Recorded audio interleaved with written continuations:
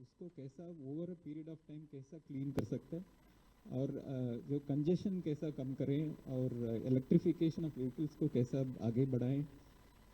वो fourth one है कि हम लोग कैसा एमएसएमईज के साथ कैसा काम करें, उनका प्रोडक्शन प्रोसेसेस है और उसका पोल्यूशन कंट्रोल मैकेनिज्म है, उसके साथ कैसा इम्प्रूव कर सकते हैं। और फोर्थ वन इज़ ऑल्सो कि रोड डस्ट है जो हमारे शहरों में सड़क में डस्ट आ जाता है, उसको कैसा बहुत साइंटिफिक तरीके से कैसा क्लीन करें, ये सब में हम लोग काम कर रहे हैं। सब आपका नेतृत्व में बहुत कुछ अच्छा काम, हर सिटी में कुछ ना कुछ अच्छा चल रहा है। ये सब कैसा पीयर लर्निंग के वास्ते में कैसा हर सिटी को, हर ऑफिशियल को, हर सिटीजन को कैसा ये सब पहुंच सकता है, इसके अंदर पीयर लर्निंग के ऊपर भी हम लोग काम करेंगे। आपका नेतृत्व में we are ready to support you on anything on improving the environment. Thank you so much, धन्यवाद।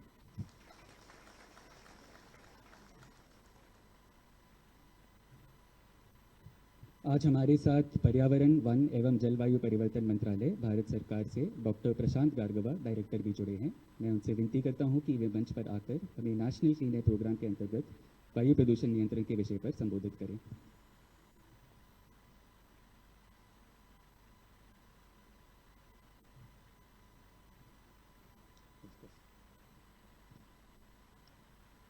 माननीय मुख्यमंत्री उत्तर प्रदेश सरकार, मंच पर आसीन विशिष्ट अतिथिगण एवं सभा में उपस्थित देवियों और सज्जनों, सर्वप्रथम माननीय मुख्यमंत्री की गरिमा में उपस्थिति, मुझे लगता है मुझे इससे बेहतर अवसर नहीं मिलेगा अपनी कृतज्ञता ज्ञापित करने के लिए, जो अत्यंत आनंददायक, अद्भुत, लगभग अकल्पनीय और चिरस्मरणीय अनुभव महाकुंभ के दौरान मुझे मिला। तो मैं बहुत बहुत कृतज्ञ हूँ इस अवसर और सौभाग्य के लिए। नगर निगम गोरखपुर को आज इस कार्यशाला और वायु प्रदूषण में नेशनल क्लीन एयर प्रोग्राम के तहत उत्कृष्ट कार्य करने के लिए कर दी जाती है। कार्यक्रम में शामिल हुए हैं, और मुझे लगता है कि उन चीजों के बारे में हम सबको आज समय आ गया है। प्रधानमंत्री जी ने वैसे ही नहीं कहा कि हमें सन 2070 तक नेट जीरो के लक्ष्य को प्राप्त करना है। नेट जीरो का मतलब कार्बन उत्सर्जन को न्यूनतम करने के दिशा में बढ़ाए जाने वाले कदम। पिछले 10 वर्ष में इसके लिए अनेक कार्यक्रम चलाए गए। आपने देखा होगा, पहले नगरीय क्षेत्रों में स्ट्रीट लाइट लगती थी, हैलोजन लगते थे, वो ऊर्जा भी ज्यादा लेती थी, आवाज भी करती थी और कार्बन उत्सर्जन भी ज्यादा करती थी। कहीं लाल लाइट लग जाती थी, कहीं पीली लाइट लग जाती थी, कहीं पर किसी अन्य कलर की लगती थी और ऊर्जा की खपत बहुत ज्यादा होती थी। उसमें कीड़े मकोड़े भी आते थे, वे जलते रहते थे, उनसे भी आपने देखा होगा कितनी बदबू, उसके सामने उसके नीचे कोई खड़ा हो जाए बहुत बदबू होती थी। लेकिन हम लोगों ने 2017 में प्रदेश भर से 16 लाख हैलोजन लाइट को हटा करके उसकी जगह एलईडी स्ट्रीट लाइट दिया। आप आश्चर्य करेंगे कि पैसा हमने एक भी खर्च नहीं किया। हमने ईएसएल को ये जिम्मेदारी दी कि वह ये जितने भी हैलोजन हैं इनको हटा करके इनकी जगह एलईडी स्ट्रीट लाइट लगा ले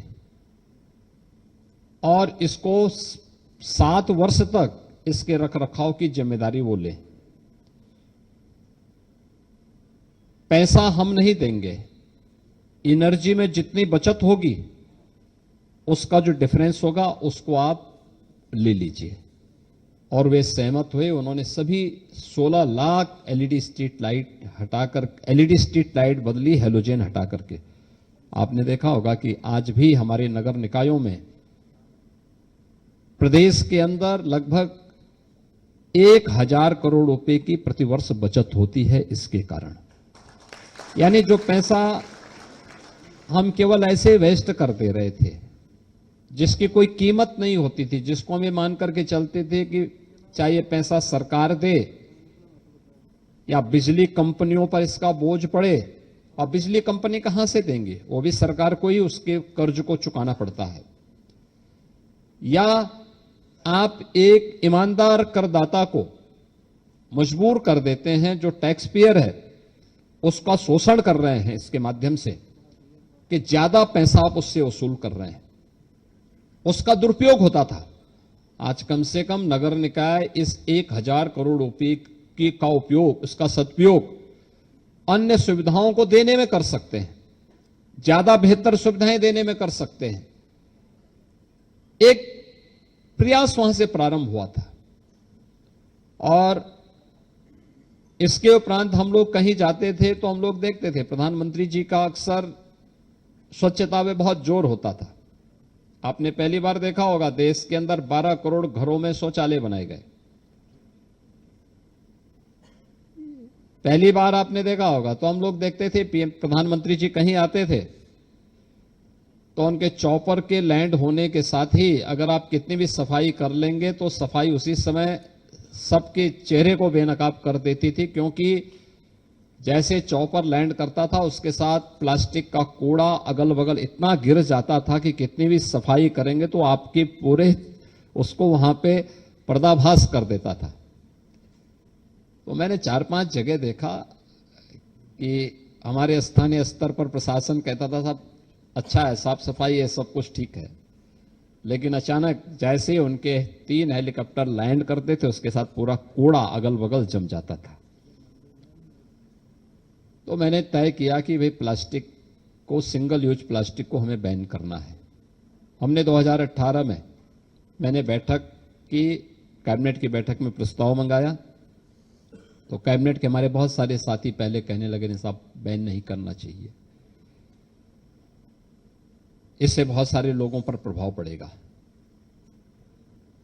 मैंने 3 महीने के लिए स्थगित किया, फिर 3 महीने के बाद फिर आया, फिर वही बातचीत हुई। मैंने इस बार जबरदस्ती उस प्रस्ताव को पास कराया। मैंने कहा नहीं, ये पास होना है।